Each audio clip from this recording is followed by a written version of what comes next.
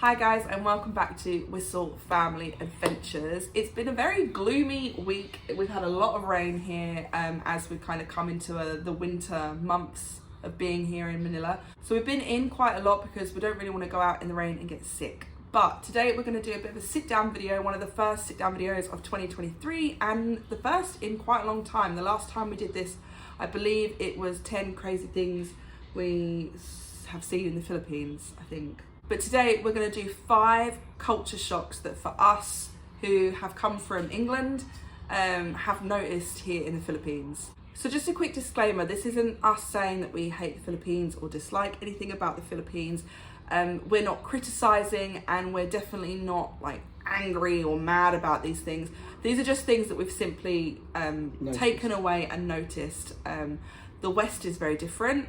And this is also our first experience in an Asian country. So the Philippines is our first country we've ever chosen to go to that's in the East. And hopefully nobody takes any offense to this because that is not our intention at all. I know that there'll be some people in the comments telling us, well, we should just go home then, but we don't want to go home. We do really enjoy being here. So the first one is rules. Yep. In England, it doesn't feel like there's rules as much, but there is. There's just ways you go about life, and here it's just not that way. I feel like it's more relaxed. People are things here are a lot more relaxed, Which is in a way nice because it's not so, makes you not so claustrophobic that you're under pressure, that you're being watched, if you will. Yeah, or you can't do stuff. There's signs everywhere. Like in the UK, there's a lot of rules, there's a lot of signs, like don't go here, don't do that, don't have this. Or cameras. But here, it doesn't seem like, I know there's enforcement. It's not so much like a safety thing, it's just like rules with driving and rules with even New Year's Eve. We notice the rules go out the window. Like if you were in the UK for New Year's Eve, there'd be a barrier. You'd have to stand 20 meters away from the fireworks. There'd be professional people lighting the fireworks with high-vis jackets, and everything would be safe, and you'd have to be really far away, and you can't touch nothing. You can't go near anything. If you're setting off fireworks in your backyard, you have to be really careful, and people can complain, and people get upset that their animals are in distress. There's a lot of things that people get really aggy about in the UK, and the rules here are they're more relaxed in our opinion. There are some rules here that are a lot more strict, but there are most of the time people here things are just more relaxed. For the driving. Yeah. When we notice with the driving in the UK, you just stick in one lane. And here you just swerve in and out. Hardly any signalling. Yeah. People watching TikTok. And it's okay. I know you shouldn't be allowed to do that, but people do. We've noticed it Lots of times. It's like the wearing the seatbelt. Yeah, car safety. When in Baguio, we were in that taxi and my door was literally stuck on with gaffer tape. It's just stuff like that where in the UK you'll lose your license. Yeah, and or you get points. But the thing is, we've noticed we've never ever seen a car accident here. As crazy as it is driving in the metro, we've never ever seen an accident, anything that's happened like that. So people here work with each other, whereas in the UK you're always fighting to get somewhere, and people are always really angry on the roads. But here it's people just kind of move with each other. They're beep and let people in, or beep, I'm going past you. Sometimes the tooting is for angriness.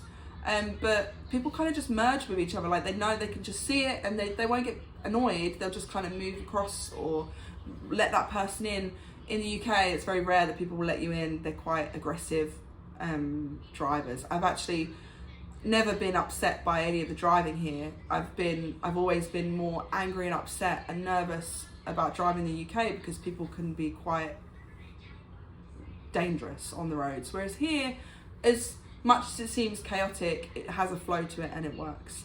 But yeah, no rules. No. and people like, you know, riding on top of lorries and hanging off of jeepneys and kids on bikes with no helmets, all that kind of stuff is quite freeing to watch. But as English people with lots of strict rules, we're a little bit, panicky. So number 2 is Filipino time. Now, anybody that lives here in the Philippines for either a short period of time or even a long period of time will probably have experienced Filipino time. Filipino time is what we call, you know, like, I think we had a boss once that said, do it mañana. Mañana means tomorrow. But in Philippines, that's kind of similar, like Filipino time. It's like, we'll do it. We'll get there. You'll have to like call 15 different people to get something fixed in your condo. You'll have to experience... And when they do come fixed, you're still waiting. Yeah, we're still waiting for a few things to be fixed, or our furniture is still like, you know, we've still got like 20 different sofas here in our condo. You know, places like restaurants when they haven't got things, like they've run out.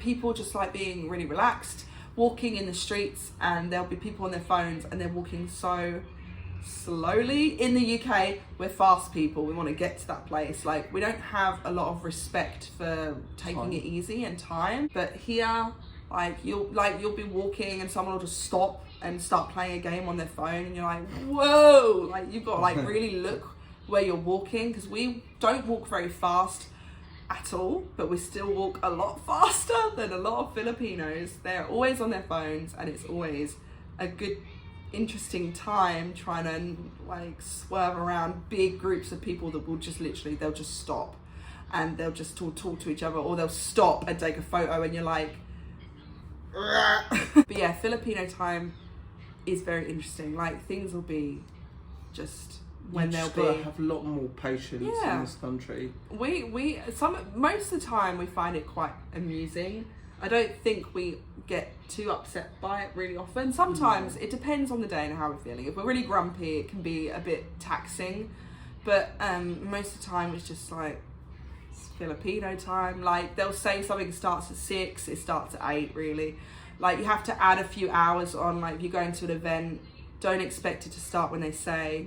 It will start in like 4 hours after a program has been thoroughly, you know, gone through. But then when it comes to the program, it'll go boom. Yeah, it's on time, but the times people say and the times people mean are very different things. Yeah. Our third kind of culture shock here in the Philippines is food culture. Yes, it's, you guys love sharing. Yeah. It's literally sharing as a family when you're going out to eat. Yeah. You don't normally just buy an individual meal. Yeah, that is very It's rare. like a load of food in the middle of the table, and you're just helping like each other. Or Sharing between each other, like or even your neighbour. Like, if you have got some sweets in your pocket or something, we noticed that in Baguio, where just random people just started giving the kids a sweet. Yeah, or treats and stuff. They've always got pockets full of sweets. Yeah. Always. So, like, even in our condo, I think that's happened, where they've just had like chocolates and they're like, yeah. But you'll rarely go to a restaurant and see people having an individual meal. It's very much like small plates, or they'll have like pizza pasta and they'll start sharing it. It is always a sharing culture here, and we've definitely adopted that to ourselves, because it's a really nice way of eating, because you get to try lots of different things and you get to share with people. Like, in the UK, it's your food, it's no one else's food. You don't share really, unless it's like a particular restaurant that's the kind of theme of it. But yeah, and also ordering like halo and desserts during the main meal, like, and the dessert will just sit there. Like, we saw somebody that had like a massive halo, but they was like eating their main food, and the halo was like melting really quickly, and I guess so that you could mix it up. That was really odd to us, because we usually wait to finish before we order our desserts, but here it seems like people just kind of order it with everything else. Leftovers is a huge thing. If there are any leftovers, they are always taken home. Like, there's no waste here, which is amazing. I think we've really noticed that a lot. Like, the people will be holding bags of leftovers to take home, even if it's like a little bit left. anything that they can take home, they'll take home. But yeah, food culture here is really interesting.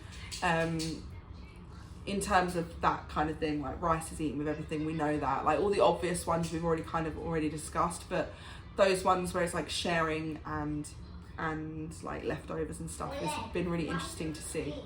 So number 4 is affection. So we've noticed a lot of people put their hand on the shoulder and just walk along. Yeah, as friendships, holding hands, girls like link arms or they hold hands a lot, and people are just genuinely very touchy-feely. Even with us, like the kids, like they'll kind of ruffle their hair, like they'll touch Oslo's hair, or they'll put their finger on their nose, or they'll just literally pick them up for photos. We've had that happen a couple of times. Quite a lot of times. Yeah. We're just sitting down and all of a sudden someone's just see got one of the Aussie kids in their arms. Yeah. But they are genuinely a very affectionate race of people. Like you wouldn't find it anywhere like the UK. We're very individual. Yeah, but definitely not affection towards somebody you don't know. That is definitely like a no-go. Like I wouldn't necessarily go up to a child or an adult and but that's be affectionate. How we got brought up. We got told if it's a stranger, stay away. Yeah, exactly. Whereas here it's like you talk to people, you engage with people. You know, there's so many times in the lift that people have said goodnight to us and we don't know who they are, but we've now adopted that as something that we make sure that we do, like Happy New Year to everybody, Happy Christmas, Salama Po, thank you Po, hello Po, how are you doing? Like all the guards now, we make sure our kids also adopt this as well, that we always say hi and talk to people and just say niceties to one another. And that's also like a form of affection that may not be physical, but it's definitely something that we've noticed that people are just like, you'll go out on the streets and you could talk to a stranger quite easily. And then in the UK, it's not that easy to do because people are very like weary of one another. We're very, why are you talking to we're me? very held back. We're very nervous. We're very, we are quite like, why are you doing that? Like, but we're not necessarily like open. So that's something we really noticed and adopted ourselves. I think we've definitely taken that on board. Like, I don't think I could go downstairs now and not say hi to anybody. And number 5 is development. Now, it's very literal in like the fact that this is a developing country, but I don't think we would realise, and this is our own fault, how much that, like what that actually means. Like developing country literally means that a lot of stuff here is under development. So there'll be things like transportation that can be quite frustrating. There'll be things like that you think that should be here that will be here eventually in a few years. Like we're going to get an underground, and the train is actually very, very close to where we are staying. So it's like you can see it all being worked on. But I think the thing probably that's most frustrating for us is just the amount of things that you have to kind of wait for or hope are developed enough. Like you'll go somewhere and you'll realise like the area around it is completely not developed, but there'll be like this one place that's like Ocean Park. For us it was like this massive ocean park, but everywhere around it was like derelict. And I think eventually, if we talk about 10, 15, maybe 20 years, I could imagine it being really beautiful. You can definitely see that the development is coming. And it's gonna be like, it's gonna make the Philippines so much easier to like get around and it's navigate. Exciting because I really hope they will develop more like as you said, transport. So you could have a train to go from Manila to up north, where you can go down to Batangas or Legazpi City, all by train. Like in the UK, you can go from Penzance all the way to John O'Groats by train. And all over the place you can either go by train or... Yeah, there's a lot of like overground and underground systems in the UK that make going from big places to big places it makes it easier. And bridges, I think that's another one, and we've heard this on other people's vlogs, that hopefully they will start having bridges between the islands, which is going to be really interesting. Or even like the Channel Tunnel, which is an underground train underwater, would be Yeah, awesome to that'd get be from really like, cool. that would, That'd be really It cool. would be really cool. So we have a Channel Tunnel. So to get from England to France, you go under the water in a train with your car, or you can go under the water without a car. But that's how we get to France. Usually, we would never really fly to France. You would get the train underneath, and then you're in Europe, and then obviously you use a car or you use their systems of transportation. But I think transportation here is quite frustrating because some of the systems are quite difficult to work out, like how to get to Tagaytay is quite difficult to work out because only one bus service does it, and it's like working out how to get it. And as a family of 5, trying to navigate how to get around, like we'd love to go to Batangas, but without a car it's impossible. Like a lot of these places you still need a car and your own kind of freedom to get around. You also should really talk to or use somebody that you know that is from the Philippines. We've heard that not only from you guys but from actually friends of ours that you really need a guide when you want to go out into places that aren't very touristy. It means that you miss out of like experiences that you probably wouldn't have without a guide or a car, but those things can be quite difficult to kind of get when you first come here. Like if you know nobody and you don't know what you're doing and you don't have any friends to start with, and you know you don't know people very well at the beginning. Like we are starting to get friendships, but it's still going to take a lot of time before we realize, you know, we've got some more Filipino based people here. That's why we love our community here on YouTube, because you guys help us out so much. But without those things, you can't really just go around on your own. Whereas in England, you can kind of travel wherever, you can work it out. It's not hard, it's not tricky. But here, there's a lot of people that will tell you like you really do need a guide. Like if you want to go to like some of the waterfalls or the more hidden destinations, you'll always need somebody with you to kind of take you there. So that's quite difficult for us because we want the freedom to just go out on our own, and we don't want to always have to rely on somebody, which I've already kind of mentioned before, I think. But it seems to be that you really do need that. So I think like the development and traveling around the country is a lot harder than we realized, especially as 5 of us. Like if you go to places without taxis, you're going to have to rely on trikes and jeepneys, which are great forms of transport if you know. It's fun to ride. Yeah, if you know what you're doing. So all these things are for a great reason, but if you're traveling around the Philippines and you're not aware of that, it can sometimes be quite frustrating. But when you realize that it's for, you know, a future goal of making this country a lot easier, and more accessible, and also great for tourists, because we hope that that's kind of what's going to happen. It's not as annoying, but I think at first, as a culture shock for us, it was very frustrating working things out. Like I assumed it would be a lot easier, and that was our own, you know, fault. We've kind of Filipino timed it. We're more relaxed, a lot more relaxed, and a lot more patient. You will definitely learn that if you even stay here for a month. Be patient, be relaxed, and let things just unfold. And the people really make the country. That's a definite one. We hope in future times that once those developments come in, people will actually, you know, recognize the Philippines, because I think they won like best beaches this year or last year, and they've won so many awards, and they're known for so many amazing things.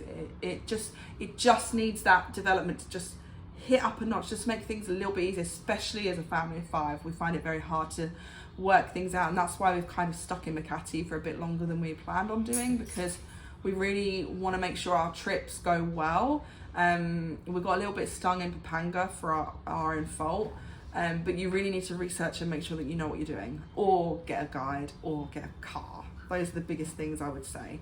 But yeah, that is our 5 culture shocks. I hope you enjoyed today's video, and please, hopefully no one take any offense to what we've said. This was all in fun and admiration of being here in the Philippines, and just things that we've really noticed that are very different to being in the UK.